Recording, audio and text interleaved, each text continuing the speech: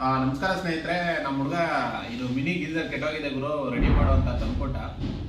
ಇದು ರೆಡಿ ಮಾಡೋಕ್ಕೂ ಮುಂಚೆ ಇದ್ರ ಬಗ್ಗೆ ಒಂದು ಮಾಹಿತಿ ಕೊಟ್ಬಿಡ್ತೀನಿ. ಇದು ನೋಡ್ತಾ ಇರ್ಬೋದು 2 kW ಇಂದ 3 kW ವರೆಗೂ ಇದೆ. 2 years ವ್ಯಾರಂಟಿ ಇದೆ. ಇದು ಮಿನಿ ಗೀಸರು. ಸರ್ವಿಸ್ದು ನಂಬರು ಕೊಟ್ಟಿದ್ದಾರೆ, ಇಲ್ಲಾಂದರೆ ಇದು ಪರ್ಚೇಸಿಂಗ್ ನಂಬರ್ ಅನಿಸುತ್ತೆ. ಇದೆಲ್ಲಿ ತೊಗೋಬೇಕು ಅನ್ನೋದಕ್ಕೆ ಕಾಂಟ್ಯಾಕ್ಟ್ ನಂಬರ್ಗೆ ಕರೆ ಮಾಡಿದ್ರೆ ಇದು ಸಿಗುತ್ತೆ.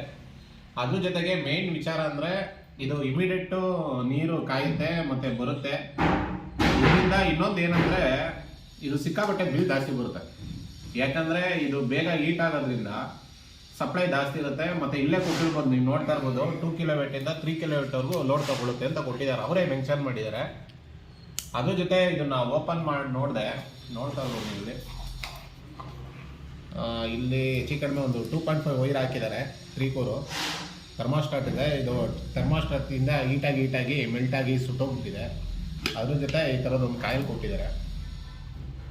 ಬಟ್ ಇದು ಚಿಕ್ಕ ಮನೆಗಳಲ್ಲಿ ಮತ್ತು ಬೇಗ ಹೀಟ್ ಆಗೋಕ್ಕೆ ಇದನ್ನು ಯೂಸ್ ಮಾಡೋದ್ರಿಂದ ಓಕೆ.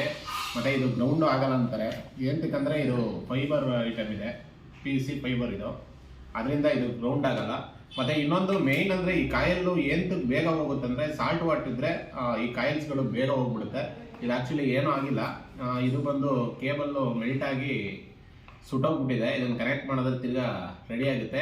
ನೀವು ಈ ಥರದನ್ನ ರೆಡಿ ಮಾಡಿದರೆ ಕಮೆಂಟ್ ಮೂಲಕ ತಿಳಿಸಿ. ಇದನ್ನು ಯೂಸ್ ಮಾಡ್ತಾ ಇದ್ರು ಕಮೆಂಟ್ ಮೂಲಕ ತಿಳಿಸಿ. ಇದ್ರ ಬಗ್ಗೆ ಮಾಹಿತಿ ಯಾಕೆ ಕೊಟ್ಟೆ ಅಂದರೆ ಇದನ್ನು ಯೂಸ್ ಮಾಡಿ, ಬಟ್ ಇದರಿಂದ ಬಿಲ್ಲು ಜಾಸ್ತಿ ಬರೋ ಸಾಧ್ಯತೆ ಜಾಸ್ತಿ ಇದೆ. ಸುಮಾರಷ್ಟು ಜನ ನಮ್ಮ ಮನೆಯಲ್ಲಿ ಮೊದಲು ಕಮ್ಮಿ ಬರ್ತಿತ್ತು, ಇವಾಗ ಜಾಸ್ತಿ ಬರ್ತಾ ಇದೆ ಅಂತೆಲ್ಲ ಸುಮಾರು ಜನ ಹೇಳ್ತೀರಾ. ಈ ಥರ ಯೂನಿಟ್ಗಳನ್ನ ಯೂಸ್ ಮಾಡಿದಾಗಲೇ ಬಿಲ್ಗಳು ಜಾಸ್ತಿ ಬರೋದು.